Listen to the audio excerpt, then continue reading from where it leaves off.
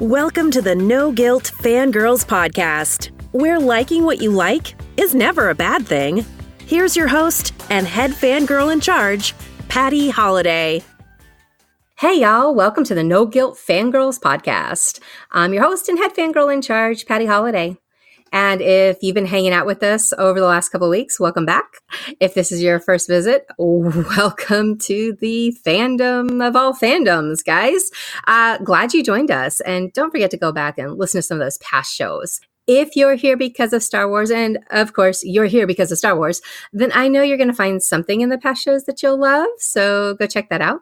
Why am I fangirling Star Wars Galaxy's Edge today? I mean, it seems like a very tight, rather specific thing to get excited about. But if you know anything about me, you know I like a little Disney. You know, just a little bit. The Disney parks are absolutely, my happy place. And I've been fangirling them for most of my life. My parents say that I was around 6 weeks old when we first went to Disneyland. So it's really not an exaggeration to say that I've been a fangirl for life since birth. I have this adorable picture of me. I think it's adorable. It's adorable. You guys got to see this. It's Minnie Mouse in a homemade Minnie Mouse costume that my mom made for me for Halloween when I was like 5 or 6. I'll go throw that up on the blog if you want to see it. It's that's noguiltfangirl.com. So be on the lookout for that because it's really cute. So yeah, I am one of those people.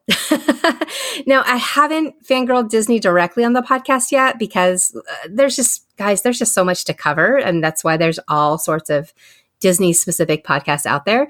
I decided to break things down, though, and I'm going to start with something that is huge right now, and it's giving me all the geeky bumps, and that is Star Wars Galaxy's Edge.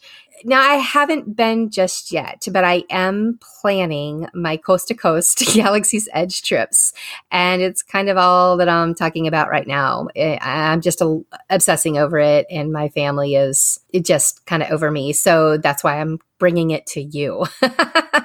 I know there are tons of details and there's things that are changing. It feels like every day something different is happening with the specifics and how they're letting people in and what you have to get in line for or what you don't have to get in line for and all of those kind of things. And that's not what this podcast is going to be about. We're actually going to get right to the feelings of Star Wars and the fandom and what walking into some place that's as immersive as Galaxy's Edge is, what it does to geeks like us.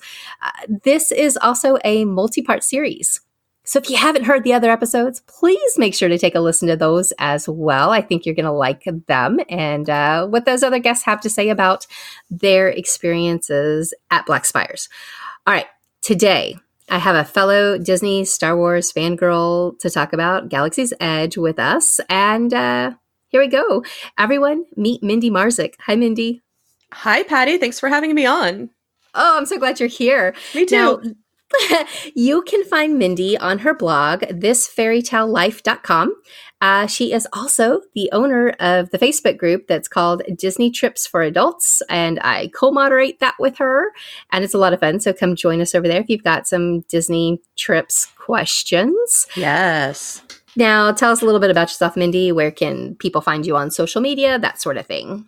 Yeah, so like you said, my blog is thisfairytalelife.com. I've been blogging about Disney for years.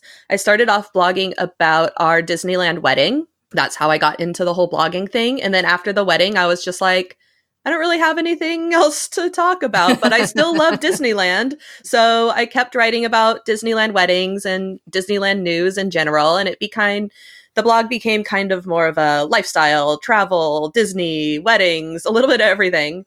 And so you can find me there. I'm also on Instagram at fairytalemindy and Twitter at fairytalemindy.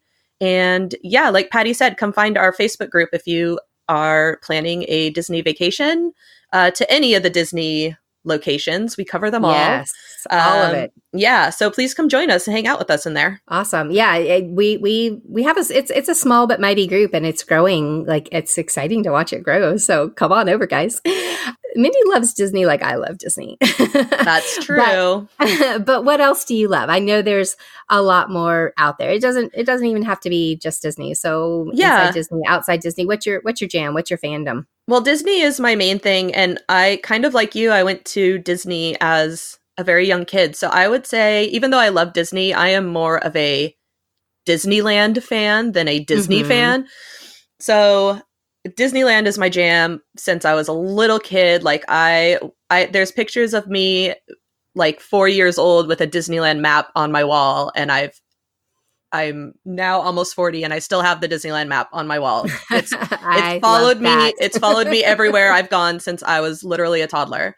That's awesome. So I love Disneyland. I didn't go to Walt Disney World until I was in my 30s. So I can't say I have the same squishy feelings for Walt Disney World as I do for Disneyland. Mindy, wasn't that the trip that we hung out? Wasn't that your first Disney World trip? Yes, it was. And you were with me my first visit to Magic Kingdom, which was really, really special for me because I was so overwhelmed. If you've been to Disneyland but never been to Walt Disney World, it is big. Your first trip is just, it's really big. It's really big. So I was so glad to have some friends there, including you, Patty, with me who, kind of held my hand and walked me through it because I was like, I don't know where to go. This is weird. I had somebody describe going when you're a Disneyland person and then you walk into Disney World for the first time. Somebody described it, and I wish I remember who it was because I'd totally give them credit because I thought this was so brilliant. They said it felt like they were walking into their house, but people changed the furniture around. Right?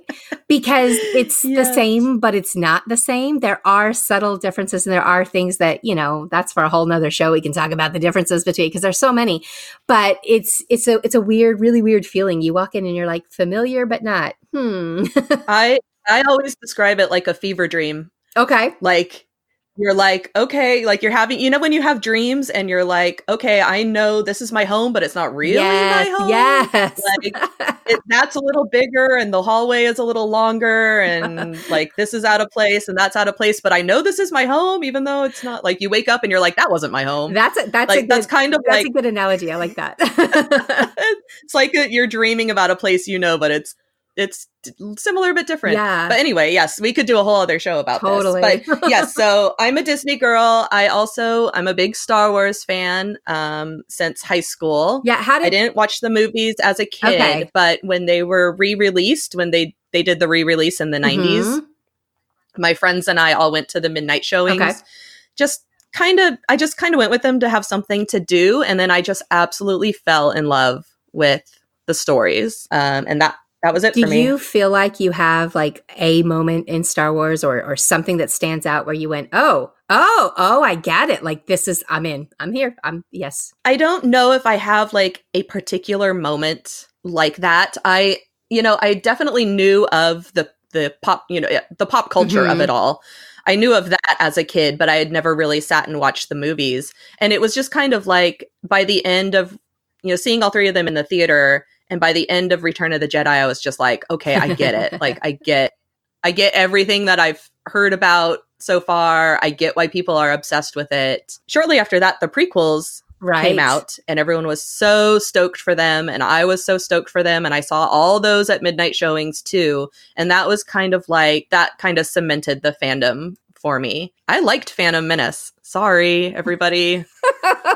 I didn't know it was supposed to be bad until I got on the internet and I was just like, oh, I'm supposed to hate this movie? Well, I really enjoyed it. I thought it was fun. And for full confession, to be honest, when I first saw Phantom Menace, I had the same reaction. But I am also, for the most part, I want to be entertained. So if I go to a movie and I was entertained and I was engaged and I was interested, then it did its job for me, right? So I'm not super, super critical and picky when it comes down to it.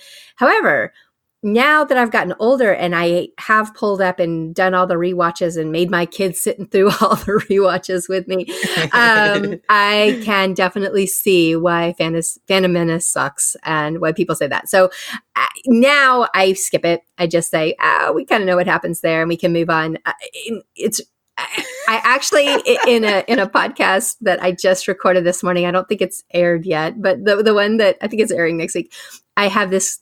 It's terrible, Mindy. I'm an awful person, but I have this thing with kid actors. I'm super, super annoyingly picky with kid actors. And so kid Anakin kills me. Like I just can't with him. And that's awful. I'm sorry. I know someone has a mama out there that's like, I can't believe you said that about my kid. But yeah, so I have a problem with that movie. I mean, you can love your child and know that they're not a good actor. And Jake Lloyd was not a good actor in that movie. Not in that movie. He really wasn't.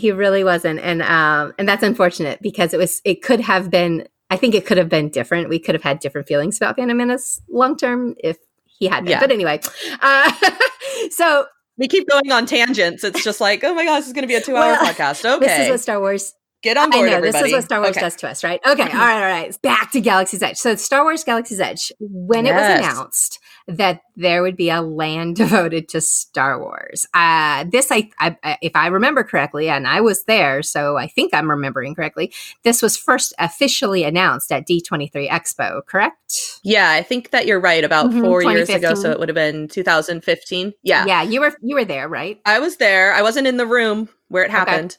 But I think you're right. I think that's where they first announced it. But I think it probably leaked before then. Like there was probably some rumors. Yeah. Some talks about. But that was the first initial announcement. Now, what do you remember as far as thoughts or anything? I can tell you what I remember doing. I was in the room when it happened, and they made us put our phones in these sealed up bags and whatever. Yeah. I immediately stood up, grabbed that phone, ran out of the room, and started like posting and screaming and yelling all over Facebook about how we were getting this in both coasts. Like they weren't even going to make us choose. They weren't even going to say we like Disney World better and we're only going to put it there. We were getting it at both locations, and I had lost my mind. So I don't even remember the rest of the Disney Parks panel for that year because I left. I was like, whatever else, I don't even care whatever is happening, Disney. I'm all in with Star Wars. So that was my reaction.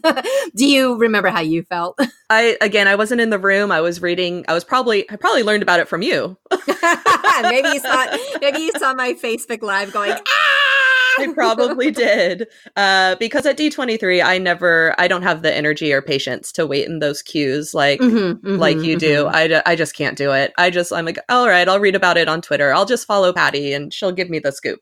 So I probably read about it on Facebook while I was there. But yeah, I mean, obviously it was a really big deal. I think my first reaction was just like, well, where is it going to go? Because Disneyland has no space. Right. Like, are they going to take out Toontown like they did at Magic Kingdom?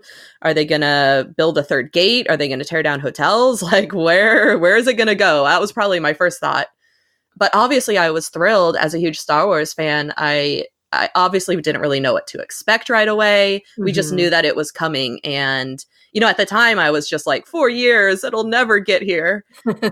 And then all of a sudden you're walking in and it's like, oh my gosh, it's a reality. Yeah. Yeah. So tell us, how many times have you been to Batuu? All right. This might make people kind of mad. No.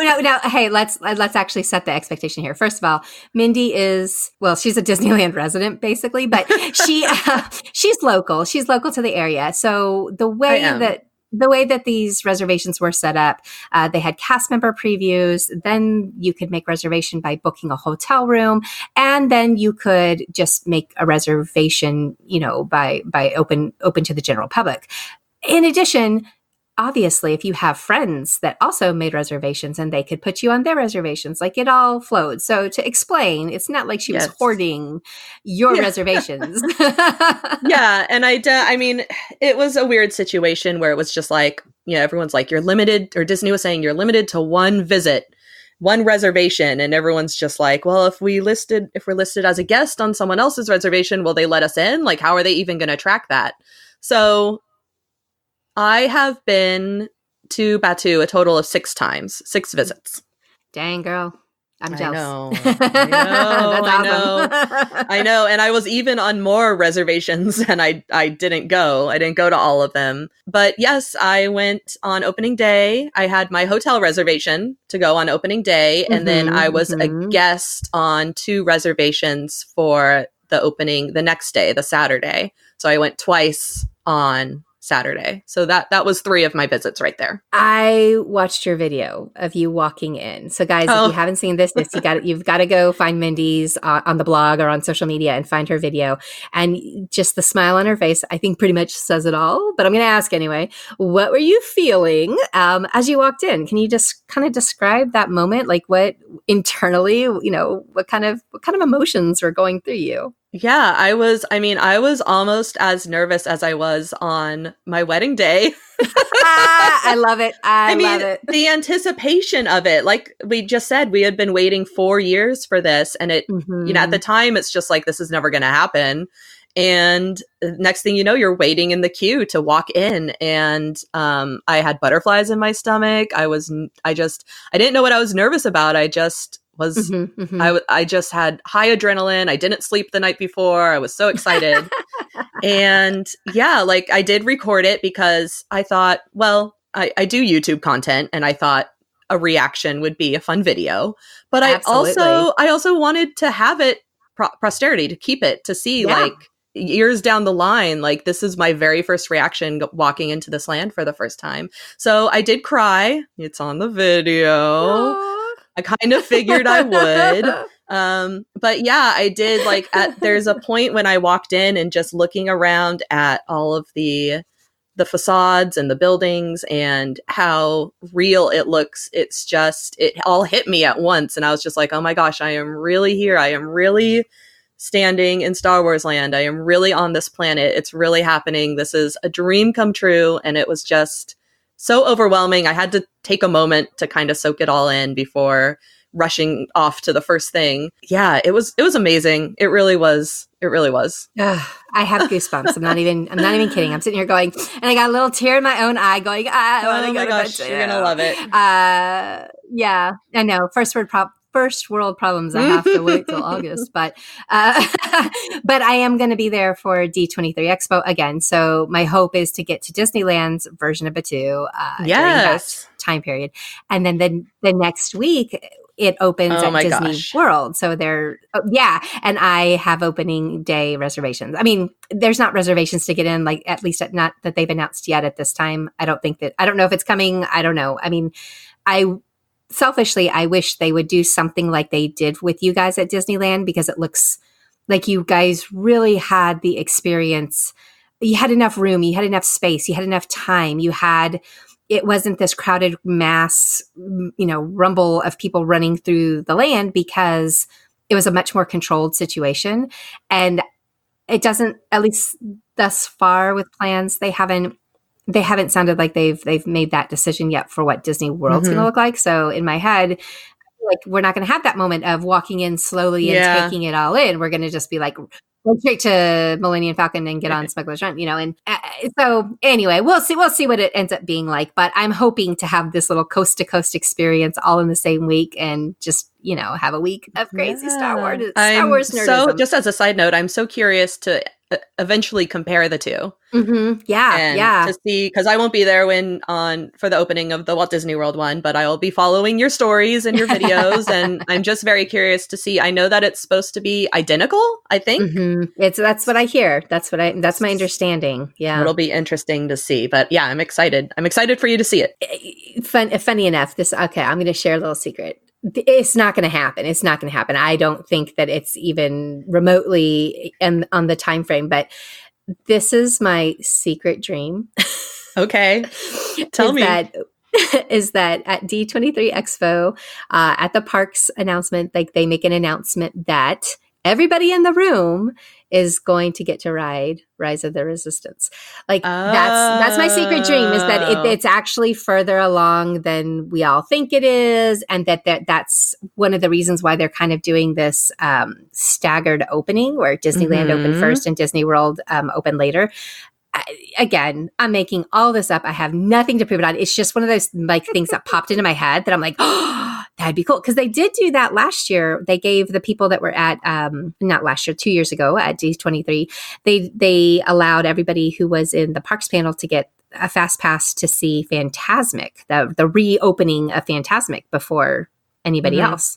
So it's not like there's not precedent for something kind of crazy like that to happen. I just have no no idea if Rise of the Resistance is even that far along. But that's in my head. That's explains why Disney World is, opening later, and that way they can have 2 big, huge openings, and it's going to be awesome and amazing. But again, I make things up. That would be really awesome. I don't know. Obviously, I have zero insider info. I have no idea about the ride. Like I said, that would be really cool. A fully made up pipe dream. But hey, Disney, if that's going to happen, I'm just saying, I'll be there. Credit. Yeah. let's make this happen. Everybody uses the same word at Galaxy's Edge. So I'm trying to challenge you to come up with something a little bit different. What's your one word reaction that's not using immersive? Which is really hard because it's truly immersive. It's truly immersive. The only other word that came to mind when I was thinking back about walking in is breathtaking. It literally took my breath away. I can't wait. I just can't wait. I can't wait. It's just, I mean, if you're a big Star Wars person, just the fact that you can walk into a land and be in the galaxy, just part of that fandom.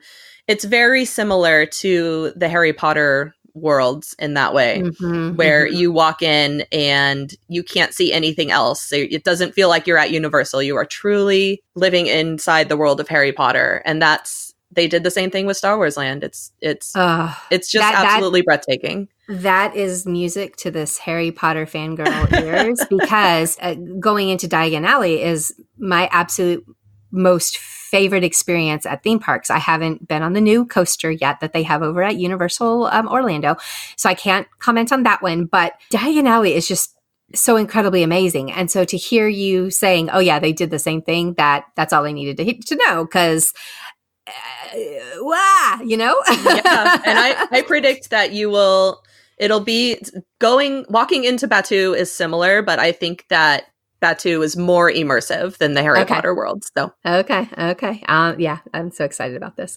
Now, how would you describe the experience to a non-Star Wars fan? Like, if you have you got somebody who wasn't a Star Wars fan, and or when you talk about it with somebody who's not one, what do you kind of say? Do they just glaze over, or is there still something for them? Well, this is interesting because my husband is not really a big Disney Star Wars guy. Gotcha. So I mean, he'll go to Disney movies with me, and he'll go to Disneyland with me. Not as often as I go, but he'll go to see the movies, and he'll go to see the Star Wars movies. He genuinely enjoys the franchise, but he's not a fanboy like I'm a fangirl. Okay, all right. And so when we went to Galaxy's Edge together, I was very excited for him to see it, because I was just like, it's Disneyland, but it's like not Disneyland. Like, there's no like Mickey stuff everywhere and characters getting in your face. Like, you're going to like it. And when he walked in and he agreed that it was very well done and very immersive, and he liked Smuggler's Run and he enjoyed the cantina, but then he was just like, yeah, it's okay. Okay. Like, it's fine. Like, he doesn't need to go back. He's like, I saw everything. Okay. Whereas I'm just like, I live on Batuu now.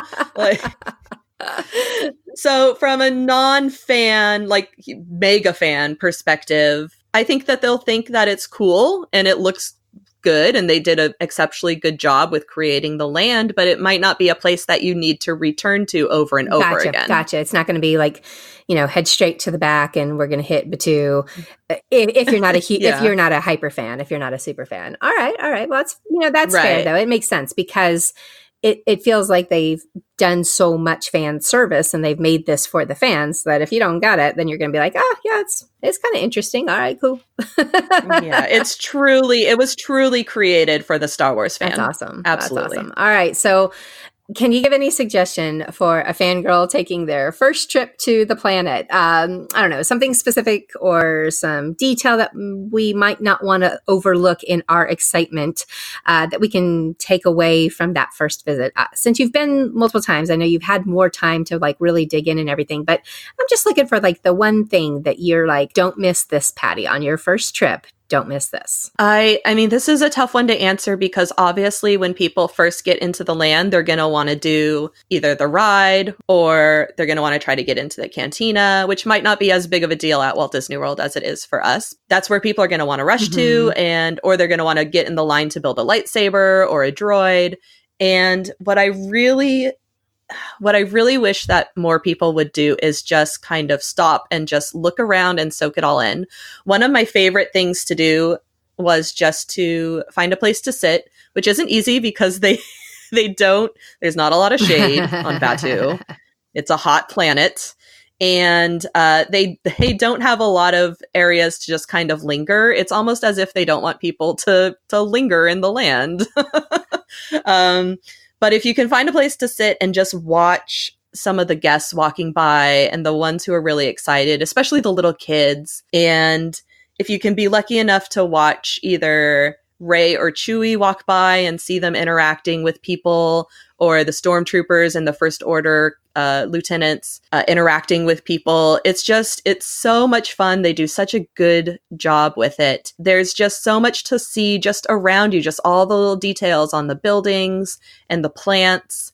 I mean, it's just to be able to just sit down and soak it all in. I want everyone to take a few minutes to be sure that they do that. And one of my favorite things to do at Disneyland anyway is people watch. I love just sitting on a bench with a snack and seeing little kids having fun and seeing people who I'm like, oh, maybe they're on a first date, or maybe it's their honeymoon, or, this is baby's first visit.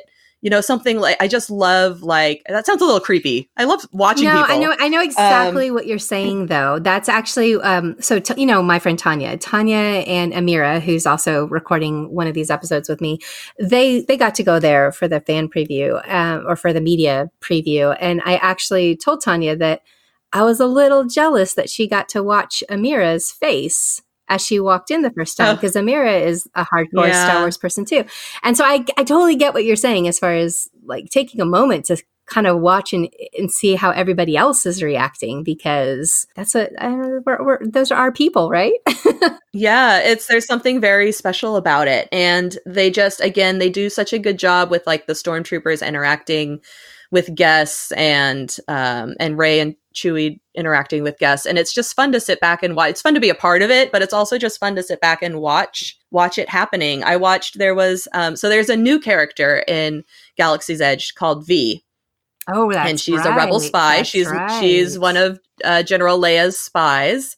And she will go around the land, and her goal is to spy on the First Order and avoid the stormtroopers. And they do this little, it's an act, but it's real, where she's hiding from the stormtroopers, and you can watch the little kids like telling the stormtroopers that she went in the opposite direction, like she talks to them about like, don't tell the stormtroopers that I'm here. And then she'll run off, and the little kids are like, she went that way, and point in the opposite direction. And, it's just like those little things. I love those little things. It's just so cute. That's awesome. All right. That's good. That's a good tip. I like that. Take some time. I know. Yeah. Take some time to take it all in, because it's truly, if you're rushing around, like the temptation is there to just rush to everything that you want to see. But there's so much to look at and to just soak all in and just appreciate all of the hard work that went into building the land. Tell me about the cast members, because... Oh, yeah. I know that you had some interactions with them, and I also have seen your pictures. You've done some Disney bounding. Did they like your Disney bounds? Did they comment on it? How was all that going on in there? Because I know that was also part of the big excitement about this land, is that the cast members were going to have their own roles. They were not just the Disney speak of your role is to be customer service or whatever. This was like an actual. They have a backstory. They have a reason that they're there. And so how is that interaction going with the cast members that you've been visiting on Batuu? Allegedly, like you said, every cast member has their own backstory. And if you talk with any cast member and you can ask them, like, what is your home planet? Or how do you feel about the First Order being here? How do you feel about, or I heard the Resistance is hiding out somewhere. They will allegedly have a whole spiel that they can get into. But they don't, I mean, people don't come up to you and you're just like, I'm with the resistance. It's not like, it's not overwhelming in your face. You're not constantly, my big fear before the land opened was just like, am I going to have to be doing improv the entire time that I'm in the land? Like, are people really going to be that intense about it? And they're not. Okay, but if you want to interact, they will interact with you. But yeah, if you are wearing, you know, if you're dressed as a member of the resistance, or if you're dressed as Leia or Han, the stormtroopers will give you a hard time. And if you're dressed as Darth Vader or wearing something resembling the First Order, they will assume that you're on their side and treat you nicely. But so they do those sorts of things. But yeah, if any of the cast members there will chat about their backstory and their planet and why and how they feel about Batuu. You know, there's this whole different language. I'm sure that people probably already know by now. Different things and different things that, like, they don't ask you to pay with money or give you a credit. They ask for credit card or cash. They say, "Do you have your credits?" Or slide your credits. Right. And photos are image captures on your data pad. Your phone is your data pad. Take a picture with your phone. Yeah. If you're taking photos, like if you go up to PhotoPass, it's image scan, not can you take my photo? But but most people aren't going to know that. So if you go up and say, can you take my photo? They will say, I can't take your photo, but I can do an image scan of you. And I'm just like, oh, okay, that gives me a little bit of anxiety because someone isn't going to understand what that means and they're just going to walk away. Okay. So be prepared. But yeah, I mean, and the other thing that I will say is that, you know, a lot of people, when they go to Disney, they say like the cast members are so nice. They go above and beyond. And it's the same thing with Galaxy's Edge, but the demeanor and the characterization of the Batuuan residents are that they're a little more like, they're a little more gruff. They're a little more no nonsense. So you're not going to get a lot of like please and thank yous. Okay. It's going to be more direct. You know, if you ask someone where the restrooms are, they'll do the 2-finger point, but they're not going to like walk you over there. Gotcha. Yeah, it's a little bit different than out in the Fantasyland version. Yeah. And when you're in the cantina, it's very just like you place your orders and they ask for your credit. It's not like, okay, that'll be $10. They're like, where are your credits? You know, it's very like, oh, okay, I'm in a dive bar. Got it. Right. They want to make sure they're getting paid. Okay. Yeah, but it's very, so I don't want people to be alarmed by that. It's all part of the fun.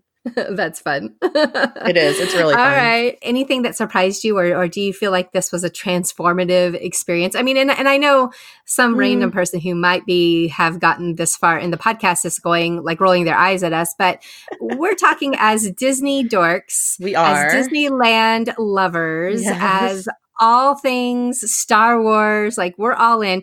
So you've got to, keep it in that frame of mind. We all, like I say all the time on this podcast, we like what we like, and there's nothing wrong with that. And this is one of those things that we like a whole lot. Yeah, true. So do you feel it was all you wanted it to be? I don't know. Just what's your summing it up, your final thoughts on Galaxy's Edge? You know, it really did exceed my expectations. I knew that it would be a big land.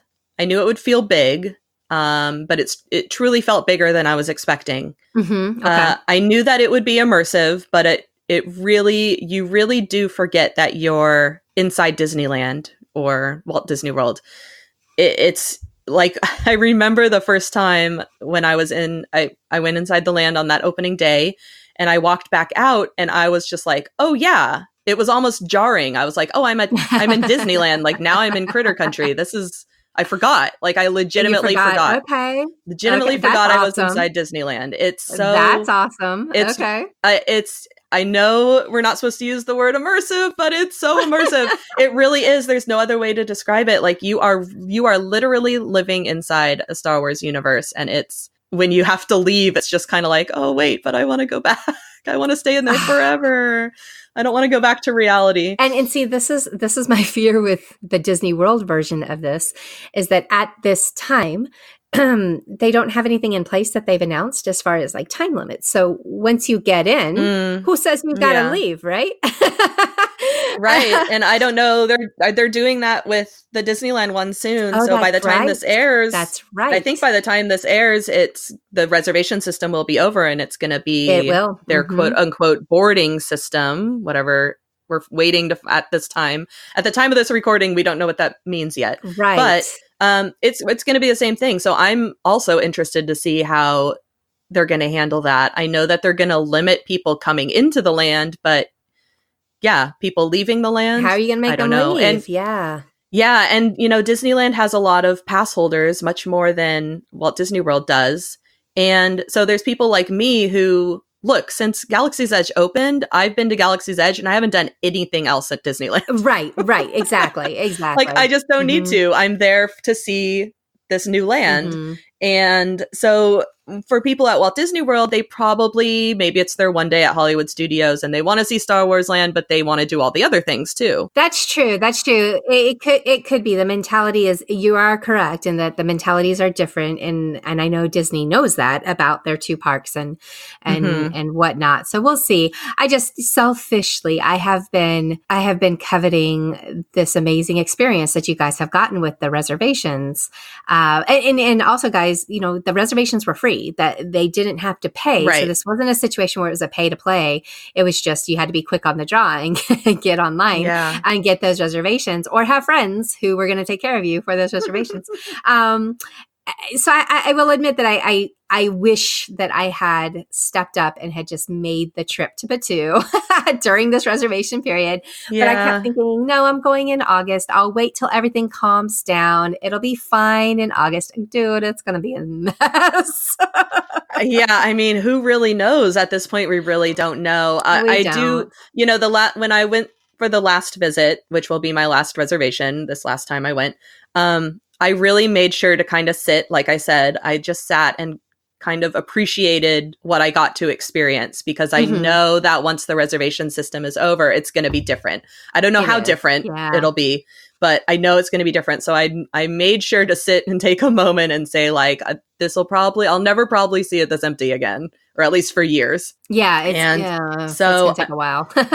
However you get to experience it, there's really nothing you can do about the crowd level, but it'll still be amazing. You'll still be able to see everything and look at everything and appreciate the land for what it is. And, maybe character interactions will be a little bit more difficult, but the land is still new. Things might change. So yeah, that's a good point. And if we know anything about Disney, it's that change is inevitable. I mean, change is inevitable. They will always make whatever adjustments need to be made. So exactly. Yeah. Well, I kind of got goosebumps, and I totally want to go jump in my X-Wing and go now. I'm just so excited. I'm so excited for you to see it, and I'm so excited to find out your reaction, because I know that you're a fellow Star Wars geek like me, and I'm just so excited for everyone to see it. If you love Star Wars, I really think I'm careful because I don't want to hype it up too much and raise expectations, but I really loved it, and I think that any Star Wars fan is really going to love it. I will say, I don't think the only thing that I have said that people were slightly disappointed in, well, two things.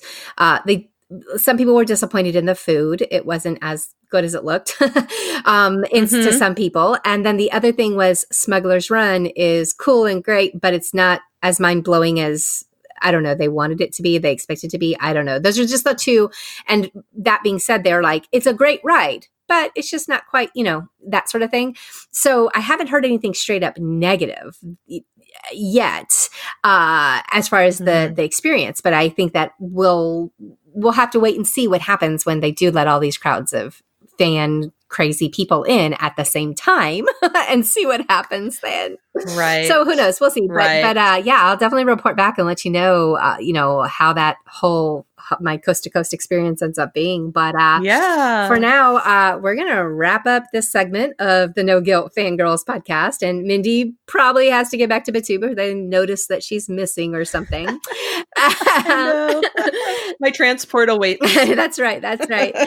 Now, guys, just remember, if you like what you heard today, or on any of the other episodes so far, please remember to leave a review. 5 stars. 5 stars helps, and subscribe. And it helps other fangirls find us. There's algorithms that are involved with all of this, and those ratings, they help. So we want to fangirl with more people. It's no fun to fangirl alone. So definitely, do us a favor and throw those ratings up if you can. And don't forget that every Monday I bring you the movie reviews on the Monday Movie Minute, and every Friday you'll find me fangirling with a guest or two. This particular fangirling topic is part of my Galaxy's Edge mini-series, so be sure to check all the other interviews as well. And thanks for hanging out with us on the No Guilt Fangirls podcast. We hope you'll come back to fangirl with us real soon. Thanks, Mindy. Thank you, Patty. Congrats on the podcast. I love it. Oh, thanks, girl.